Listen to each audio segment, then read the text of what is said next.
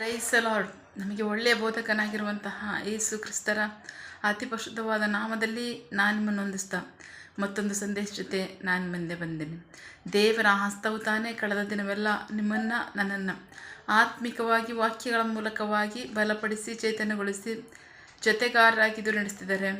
ವೈಯಕ್ತಿಕವಾಗಿ ನಮ್ಮ ಅಗತ್ಯಗಳನ್ನ ಪೂರೈಸಿ ನಾವು ಕೈಟ್ ಮಾಡ್ತಕ್ಕಂಥ ಕೆಲಸಗಳನ್ನು ಆಶೀರ್ವದಿಸಿ ಕಾದು ಪೋಷಿಸಿ ಜೊತೆಗಾರರಾಗಿದ್ದು ನಡೆಸ್ತಿರೋದಕ್ಕಾಗಿ ದೇವರಿಗೆ ಸ್ತುತಿಯೂ ಘನವೂ ಮಹಿಮೆಯು ಸದಾ ಕಾಲವೂ ಸ್ವಂತವಾಗಿರಲಿ. ಆಮೇನ್. ಈ ದಿನದ ಸಂದೇಶದ ವಾಕ್ಯಭಾಗ ಯೋಹಾನ ಸುವಾರ್ತೆ 15ನೇ ಅಧ್ಯಾಯದಲ್ಲಿ 1ನೇ ವಾಕ್ಯದಿಂದ 8ನೇ ವಾಕ್ಯದವರೆಗೆ. John chapter 15 word 1 to 8. ನಾನೇ ನಿಜವಾದ ದ್ರಾಕ್ಷಿಯ ಬಳ್ಳಿ, ನನ್ನ ತಂದೆಯೇ ತೋಟಗಾರನು. ನನ್ನಲ್ಲಿತ್ತು ಫಲ ಕೊಡದ ಪ್ರತಿಯೊಂದು ಕೊಂಬೆಯನ್ನು ಆತನು ಕಡಿದು ಬಿಡುತ್ತಾನೆ. ಫಲ ಕೊಡುವ ಪ್ರತಿಯೊಂದು ಕೊಂಬೆಯು ಹೆಚ್ಚು ಫಲ ಕೊಡುವಂತೆ ಅದನ್ನು ಶುದ್ಧ ಮಾಡುತ್ತಾನೆ. ನಾನು ನಿಮಗೆ ಹೇಳಿದ ವಾಕ್ಯದ ದೆಸೆಯಿಂದ ನೀವು ಈಗ ಶುದ್ಧರಾಗಿದ್ದೀರಿ. ನನ್ನಲ್ಲಿ ನೆಲೆಗೊಂಡಿರೆ ನಾನು ನಿಮ್ಮಲ್ಲಿ ನೆಲೆಗೊಂಡಿರುವೆನು. ಕೊಂಬೆಯು ದ್ರಾಕ್ಷಿಯ ಬಳ್ಳಿಯಲ್ಲಿ ನೆಲೆಗೊಂಡಿರದಿದ್ದರೆ ಹೇಗೆ ತನ್ನಷ್ಟಕ್ಕೆ ತಾನೇ ಫಲ ಕೊಡಲಾರದು, ಹಾಗೆಯೇ ನೀವು ನನ್ನಲ್ಲಿ ನೆಲೆಗೊಂಡಿರದಿದ್ದರೆ ಫಲ ಕೊಡಲಾರಿರಿ. ನಾನೇ ದ್ರಾಕ್ಷಿಯ ಬಳ್ಳಿ, ನೀವು ಕೊಂಬೆಗಳು. ಒಬ್ಬನು ನನ್ನಲ್ಲಿ ಮತ್ತು ನಾನು ಅವನಲ್ಲಿ ನೆಲೆಗೊಂಡಿರದಿದ್ದರೆ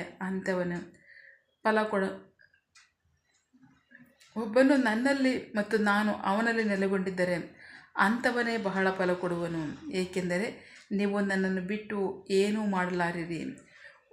ಒಬ್ಬನು ನನ್ನಲ್ಲಿ ನೆಲೆಗೊಂಡಿರದಿದ್ದರೆ ಅವನು ಕೊಂಬೆಯಂತೆ ಎಸೆಯಲ್ಪಟ್ಟು ಒಣಗಿ ಹೋಗುವನು. ಜನರು ಅಂಥವುಗಳನ್ನು ಕೂಡಿಸಿ ಬೆಂಕಿಯೊಳಗೆ ಹಾಕುವರು, ಅವು ಸುಡಲ್ಪಡುವವು. ನೀವು ನನ್ನಲ್ಲಿಯೂ ನನ್ನ ವಾಕ್ಯವು ನಿಮ್ಮಲ್ಲಿಯೂ ನೆಲೆಗೊಂಡಿದ್ದರೆ ನೀವು ಬಯಸುವ ಯಾವುದನ್ನಾದರೂ ಬೇಡಿಕೊಳ್ಳಿರಿ, ಆದರೆ ಅದು ನಿಮ್ಮದಾಗುವುದು. ನೀವು ನನ್ನ ಶಿಷ್ಯರಾಗಿದ್ದು ಬಹಳ ಫಲ ಕೊಡುವುದರಿಂದಲೇ ನನ್ನ ತಂದೆಗೆ ಮಹಿಮೆ ಆಗುವುದು. ದೇವರಿಗೆ ಸ್ತೋತ್ರ. ನಾವು ವಾಕ್ಯ ಭಾಗ ನೋಡ್ತಾ ಇದ್ದೀವಿ. ಬಹಳ ಪ್ರಮುಖವಾಗಿ ಯೇಸು ಕ್ರಿಸ್ತರು ಹೇಳ್ತಾರೆ, ನಾನೇ ನಿಜವಾದ ದ್ರಾಕ್ಷಿ ಬಳ್ಳಿ, ನೀವೇ ಕೊಂಬೆಗಳು. ಅಷ್ಟು ಮಾತ್ರ ಅಲ್ಲ, ಆ ತೋಟಗಾರ ಯಾರು ಅಂದರೆ ನನ್ನ ತಂದೆಯೇ ತೋಟಗಾರರು ಅಂತ ಹೇಳ್ತಾರೆ. ದೇವರಿಗೆ ಸ್ತೋತ್ರ. ಅಷ್ಟು ಮಾತ್ರ ಅಲ್ಲ, ಹೇಗೆ ಬಳ್ಳಿ ಇಲ್ಲದಿದ್ದರೆ ದ್ರಾಕ್ಷಿ ಕೊಂಬೆ ತನ್ನಷ್ಟಕ್ಕೆ ತಾನೇ ಫಲ ಕೊಡಲಿಕ್ಕೆ ಸಾಧ್ಯವೇ ಇಲ್ವೋ, ಹಾಗೆ ನೀವು ನಾನಿಲ್ಲದೆ ನೀವು ಯಾವ ಫಲವನ್ನು ಕೊಡ್ಲಿಕ್ಕಾಗಲ್ಲ. ಅಷ್ಟು ಮಾತ್ರ ಅಲ್ಲ, ನನ್ನಲ್ಲಿಲ್ಲದಿದ್ದರೆ ನೀವು ಫಲ ಕೊಡ್ಲಿಕ್ಕೆ ಸಾಧ್ಯವಿಲ್ಲ. ನನ್ನಲ್ಲಿದ್ದರೆ ಮಾತ್ರವೇ ನೀವು ಫಲ ಕೊಡ್ಲಿಕ್ಕೆ ಸಾಧ್ಯ. ದೇವರಿಗೆ ಸ್ತೋತ್ರ. ಬಳ್ಳಿ ಇದ್ದರೆ ಕೊಂಬೆ ಅದು ಸತ್ತದಕ್ಕೆ ಸಮಾಧಾನ, ಅದು ವೇಸ್ಟು, ಅದು ಯಾವ ಪ್ರಯೋಜನವೂ ಬರಲ್ಲ. ಹಾಗೆಯೇ ಕ್ರಿಸ್ತನ ಇಲ್ಲದೆ ಇರತಕ್ಕಂಥ ನಮ್ಮ ಜೀವಿತಗಳು ವ್ಯರ್ಥ ಜೀವಿತ. ಅದು ಭಕ್ತಿನೂ ಇರಲ್ಲ, ಆತ್ಮಿಕತೆಯೂ ಇರಲ್ಲ, ಶಿಷ್ಯತ್ವನೂ ಇರಲ್ಲ, ಫಲ ಕೊಡುವಂಥದ್ದು ಆಗಿರಲ್ಲ. ಸೊ ಹಾಗಾಗಿ ಕ್ರಿಸ್ತನಲ್ಲಿ ನೆಲೆಗೊಂಡಿದ್ದರೆ ಮಾತ್ರವೇ ನಾವು ಫಲ ಕೊಡಲಿಕ್ಕೆ ಸಾಧ್ಯ. ನನ್ನನ್ನು ಬಿಟ್ಟು ನೀವು ಏನನ್ನು ಮಾಡಲಾರಿರಿ. ದೇವರಿಗೆ ಸ್ತೋತ್ರ. ಏಕೆಂದರೆ ಕ್ರಿಸ್ತನಲ್ಲಿ ನಾವಿಲ್ಲ ಅಂದರೆ ದೇವರು ಸಹ ನಮ್ಮನ್ನು ದೇವರ ಲೆಕ್ಕದಲ್ಲೂ ಸಹ ನಾವಿರಲ್ಲ. ದೇವರಿಗೆ ಸ್ತೋತ್ರ. ಇನ್ನೊಂದು ವಾಕ್ಯ ನೋಡೋಣ.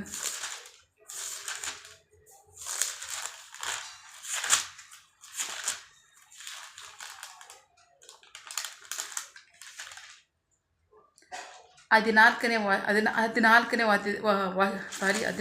ಅಧ್ಯಾಯದಲ್ಲಿ ಯೇಸು ಕ್ರಿಸ್ತರು ತಿರುಗಿ ಪ್ರಕಟಪಡಿಸ್ತಕ್ಕಂಥ ವಾಕ್ಯ ಭಾಗ ಏನಂದರೆ, ನೀವು ನನ್ನನ್ನು ಪ್ರೀತಿಸುವುದಾದರೆ ನನ್ನ ಆಜ್ಞೆಗಳನ್ನು ಕೈಗೊಂಡು ನಡೆಯುವಿರಿ. ನೀವು ನನ್ನ ಪ್ರೀತಿಸುವುದಾದರೆ ನನ್ನ ವಾಕ್ಯಗಳನ್ನು ಕೈಗೊಂಡು ನಡೆಯುವಿರಿ. ಆಗ ನನ್ನ ತಂದೆಯೂ ನಿಮ್ಮನ್ನು ಪ್ರೀತಿಸುವವರು. ದೇವರಿಗೆ ಸ್ತೋತ್ರ. ಸೊ ನಾವು ಒಬ್ಬರನ್ನ ಪ್ರೀತಿಸುವುದಾದರೆ, ಈ ಕ್ರಿಸ್ತನ ನಮ್ಮಲ್ಲಿರಬೇಕಾದ್ರೆ ನಾವು ಆತನ ಪ್ರೀತಿಸಬೇಕು. ನಾವು ಆತನ ಪ್ರೀತಿಸ್ತೇ ಹೊರತು ಆತ ನಮ್ಮಲ್ಲಿರಲ್ಲ. ಸೊ ನಾವು ಯೇಸು ಕ್ರಿಸ್ತರು ನಮ್ಮನ್ನು ಪ್ರೀತಿ ಮಾಡೋದ್ರೆ ಮಾತ್ರ ನಮ್ಮಲ್ಲಿದ್ದು ಕಾರ್ಯ ಮಾಡ್ತಾರೆ. ನಮ್ಮನ್ನು ಅವ್ರು ಪ್ರೀತಿ ಮಾಡಲಿಲ್ಲ ಅಂತಂದರೆ ನಮ್ಮಲ್ಲಿ ಅವ್ರು ಇದ್ದು ಕಾರ್ಯ ಮಾಡಲಿಕ್ಕೆ ಸಾಧ್ಯವಿಲ್ಲ. ಸೊ ಹಾಗಾಗಿ ಬಹಳ ಪ್ರಮುಖವಾಗಿ ನಮ್ಮ ಮಧ್ಯೆ ಪ್ರೀತಿ ಮುಖ್ಯ. ದೈವತ್ವದ ಪ್ರೀತಿ, ದೇವರ ಪ್ರೀತಿ ನಮ್ಮಲ್ಲಿ ಬಹಳ ಮುಖ್ಯ. ನಾವು ದೇವರನ್ನ ಪ್ರೀತಿ ಮಾಡೋದಾದರೆ ಖಚಿತವಾಗಿ ತಂದೆ ಮಗ ಇಬ್ಬರು ಸಹ ನಮ್ಮಲ್ಲಿ ನೆಲೆಗೊಂಡಿರ್ತಾರೆ. ಬರೀ ನೆಲೆಗೊಂಡ್ರೆ ಮಾತ್ರ ಅಲ್ಲ, ನಮ್ಮಲ್ಲಿದ್ದು ಬಹಳ ಫಲವನ್ನು ಕೊಡುವವರಾಗಿರ್ತಾರೆ. ದೇವರಿಗೆ ಸ್ತೋತ್ರ. ಅಷ್ಟಲ್ಲದೆ ನಾವು ಯೇಸು ಕ್ರಿಸ್ತರನ್ನ ಹೊರತುಪಡಿಸಿ ಯಾವ ಕಾರ್ಯವನ್ನು ನಾವು ಮಾಡಲಿಕ್ಕೆ ಸಾಧ್ಯವಿಲ್ಲ. ಯಾವ ಆಶೀರ್ವಾದಗಳು ನಮ್ಮಲ್ಲಿರಲ್ಲ. ಅಷ್ಟು ಮಾತ್ರ ಅಲ್ಲ, ಯಾವ ಮೇಲುಗಳು ನಮ್ಮಲ್ಲಿರಲಿಕ್ಕೆ ಸಾಧ್ಯವಿಲ್ಲ. ದೇವರಿಗೆ ಸ್ತೋತ್ರ. ಸೊ ಹಾಗಾಗಿ ಕ್ರಿಸ್ತನಿಲ್ಲ ಅಂತ ಹೇಳ್ಬಿಟ್ಟು ನಾವೇನಾದ್ರು ಮಾಡಿದ್ರೆ ಖಂಡಿತ ಅದು ದೇವರಿಂದ ಆಗ್ತಕ್ಕಂಥ ಕಾರ್ಯವೂ ಅಲ್ಲ, ದೇವರ ಸಹಾಯವೂ ಇರಲ್ಲ, ದೇವರ ಆಶೀರ್ವಾದವೂ ಇರಲ್ಲ. ದೇವರಿಗೆ ಸ್ತೋತ್ರ. ಕ್ರಿಸ್ತನಿಲ್ಲದ್ರೆ ಮಾತ್ರವೇ ನಾವು ದೇವರ ಕಾರ್ಯವನ್ನು ಮಾಡಲಿಕ್ಕೆ ಸಾಧ್ಯ. ದೇವರ ಸಹಾಯ ನಮಗಿರುತ್ತೆ, ಆಶೀರ್ವಾದಗಳಿರುತ್ತೆ, ಅಭಿವೃದ್ಧಿಗಳಿರುತ್ತೆ, ಮೇಲುಗಳಿರುತ್ತೆ. ಸೊ ಹಾಗಾಗಿ ವಾಕ್ಯಭಾಗಗಳ ಪ್ರಕಾರವಾಗಿ ಖಚಿತವಾಗಿ ನೀವು ನನ್ನಲ್ಲಿದ್ದರೆ ಏನೂ ಮಾಡಲಿಕ್ಕೆ ಸಾಧ್ಯವಿಲ್ಲ. ನನ್ನಲ್ಲಿದ್ದರೆ ಮಾತ್ರವೇ ನೀವು ಫಲ ಕೊಡಲಿಕ್ಕೆ ಸಾಧ್ಯ. ನನ್ನಲ್ಲಿದ್ದರೆ ಮಾತ್ರ, ನೀವು ನನ್ನಲ್ಲಿ ನೆಲೆಗೊಂಡಿದ್ರೆ ಮಾತ್ರ ನನ್ನ ತಂದೆ ನಿಮ್ಮನ್ನು ಪ್ರೀತಿ ಮಾಡ್ತಾರೆ. ನನ್ನ ತಂದೆ ನಿಮ್ಮನ್ನು ಪ್ರೀತಿ ಮಾಡೋಕೆ ಮಾತ್ರ ನಾವಿಬ್ಬರು ಬಂದು ನಿಮ್ಮಲ್ಲಿ ವಾಸ ಮಾಡ್ತೀವಿ. ನಾವಿಬ್ಬರು ಬಂದು ನಿಮ್ಮಲ್ಲಿ ವಾಸ ಮಾಡೋಕೆ ಮಾತ್ರ ನೀವು ಫಲ ಕೊಡ್ಲಿಕ್ಕೆ ಸಾಧ್ಯ. ಸೊ ನನ್ನನ್ನು ಬಿಟ್ಟು ನೀವು ಏನನ್ನು ಮಾಡಲಾರ್ರಿ. ಆಮೇನ್. ಸೊ ಹಾಗಾಗಿ ಒಬ್ಬನು ನನ್ನಲ್ಲಿಯೂ ನಾನು ಅವನಲ್ಲಿಯೂ ಅಂತ ಇರೋದಾದರೆ ಅಂಥವನು ಬಹಳ ಫಲ ಕೊಡ್ತಾನೆ. ಅಷ್ಟು ಮಾತ್ರ ಅಲ್ಲ, ಬೇಡುವ ಯಾವುದನ್ನಾರು ಸಹ ನೀವು ಹೊಂದ್ಕೋತೀರ ಅಂತ ಹೇಳ್ತಾರೆ. ದೇವರಿಗೆ ಸ್ತೋತ್ರ. ಸೊ ಹಾಗಾಗಿ ಯೇಸು ಕ್ರಿಸ್ತನ ಬಿಟ್ಟು ಏನೂ ಮಾಡಲಿಕ್ಕೆ ಸಾಧ್ಯವಿಲ್ಲ. ಏನಾದರೂ ನಾವು ಮಾಡ್ತೀವಿ ಅಂದರೆ ಅದು ದೇವರಿಗೂ ಇಷ್ಟ ಇರಲ್ಲ, ಅಥವಾ ದೇವರು ಸಹ ಆ ಕಾರ್ಯದಲ್ಲಿ ಇರಲ್ಲ, ಅದು ಯಾವ ಫಲವನ್ನು ಕೊಡುವಂಥದ್ದಾಗಿರಲ್ಲ. ಸೊ ಹಾಗಾಗಿ ನಂಬಿಗಸ್ತರಾಗಿ ಕ್ರಿಸ್ತನಲ್ಲೇ ನಾವು ಮುಂದೆ ಹೋಗಬೇಕು ಹೊರತು ಕ್ರಿಸ್ತನ ಬಿಟ್ಟು ನಾವೇನು ಮಾಡಲಿಕ್ಕೆ ಸಾಧ್ಯವಿಲ್ಲ. ಆಮೇಲೆ ಪ್ರಾರ್ಥಿಸಿಕೊಳ್ಳೋಣ. ಸಕಲ ಸೃಷ್ಟಿಕರ್ತನೆ, ಸರ್ವಾಧಿಕಾರಿಯೇ, ಸಾರ್ವಭೌಮನೆ, ಉನ್ನತನೇ, ಮಹೋನ್ನತನೇ, ಮಹಾಪರಿಶುದ್ಧನೇ, ಪ್ರೀತಿ ಸ್ವರೂಪನೇ, ನೀತಿವಂತನೇ, ಅಧಿಪತಿಯೇ, ಸೇನಾಧೀಶ್ವರನೇ, ಇರುವಾತನೇ, ಸರ್ವವ್ಯಾಪಿಸಪ್ಪ. ಇದನ್ನ ವಾಕ್ಯಗಳ ಮೂಲಕವಾಗಿ ನಮ್ಮ ಸಂಗಡ ಮಾತಾಡಂಥ ನಿಮ್ಮ ಪ್ರೀತಿಗಾಗಿ, ನಂಬಿಗಸ್ತಿಗೆ ನಿಮಗೆ ಸ್ತೋತ್ರ. ವಾಕ್ಯ ಭಾಗದಲ್ಲಿ ಖಚಿತವಾಗಿ ಹೇಳ್ತಾ ಇದ್ದೀರಾ, ನನ್ನಲ್ಲಿ ಇಲ್ಲಿರ್ತಕ್ಕಂತಹ ನಿಮ್ಮ ಜೀವಿತ ಆತ್ಮಿಕ ಜೀವಿತವಾಗಲಿ, ಅದು ಸೇವೆ ಜೀವಿತವಾಗಲಿ, ಬಳ್ಳಿ ಇಲ್ಲದಂತಹ ಬರೀ ಕೊಂಬೆಗೆ ಸಮಾನವಾದ್ದು. ಹೇಗೆ ಬಳ್ಳಿ ಇಲ್ಲದೆ ಕೊಂಬೆಗಳು ಯಾವ ಫಲವನ್ನು ಕೊಡಲಿಕ್ಕೆ ಸಾಧ್ಯವೋ ಇಲ್ವೋ, ಹಾಗೇ ಸಹ ನಿಮ್ಮ ಜೀವಿತಗಳಿರುತ್ತೆ. ಸೊ ನೀವು ನನ್ನಲ್ಲಿದ್ದರೆ ಮಾತ್ರ ನೀವು ಫಲವನ್ನು ಕೊಡಲಿಕ್ಕೆ ಸಾಧ್ಯ. ಯಾವಾಗ ಫಲವನ್ನು ಕೊಡಲಿಕ್ಕೆ ಸಾಧ್ಯ ಅಂತಂದರೆ, ನನ್ನನ್ನು ನೀವು ಪ್ರೀತಿ ಮಾಡುವಾಗಲೇ ನಾನು ನಿಮ್ಮಲ್ಲಿ ನೆಲೆಗೊಂಡಿರ್ತೇನೆ. ನಿಮ್ಮಲ್ಲಿ ನಾನು ನೆಲೆಗೊಂಡಿರುವಾಗಲೇ ನೀವು ಫಲವನ್ನು ಕೊಡಲಿಕ್ಕೆ ಸಾಧ್ಯ ಅಂತ ಹೇಳ್ತೀರಾ. ಸೊ ಆಗಲೇ ನನ್ನ ತಂದೆ ನಿಮ್ಮನ್ನು ಪ್ರೀತಿ ಮಾಡ್ತಾರೆ. ನಾವಿಬ್ಬರು ಬಂದು ನಿಮ್ಮಲ್ಲಿ ನಿವಾಸ ಮಾಡ್ತೀವಿ, ನೀವು ಬಹಳ ಫಲ ಕೊಡ್ತೀರಾ. ನೀವು ಬಯಸುವ ಯಾವುದನ್ನಾದರೂ ನೀವು ಹೊಂದ್ಕೋತೀರಾ ಅಂತ ಹೇಳ್ತೀರ. ಅದಕ್ಕಾಗಿ ಸ್ತೋತ್ರ. ನಿಮ್ಮಲ್ಲಿದ್ದೇ ನಾವು ಫಲವನ್ನು ಕೊಡುವಂತೆ ಒಪ್ಪಿಸ್ಕೊಳ್ತೀವಿ.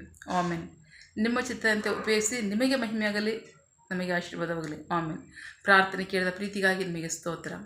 ನಮ್ಮ ಪ್ರಾರ್ಥನೆಯನ್ನು ನಮ್ಮ ರಕ್ಷಕನಂತೆ ಯೇಸು ಕ್ರಿಸ್ತರ ಅತಿ ಪರಿಶುದ್ಧವಾದ ನಾಮದಲ್ಲಿ ಪ್ರಾರ್ಥಿಸಿ ನಿಮ್ಮ ಪಾದಗಳು ಸಲ್ಲಿಸಿ ನಾವು ಬೇಡುವಂತಿದ್ದೇವೆ ನಮ್ಮ ಜೀವಗಳ ತಂದೆ. Amen. God bless you all. ದೇವರು ತಾನೇ ಇದರ ವಾಕ್ಯಗಳ ಮೂಲಕವಾಗಿ ನಮ್ಮ ಸಂಗಡ ಮಾತನಾಡಿದ್ದಾರೆ, ನಮ್ಮನ್ನು ಆಶೀರ್ವದಿಸಿದ್ದಾರೆ. ಆಮೇನ್. All the best.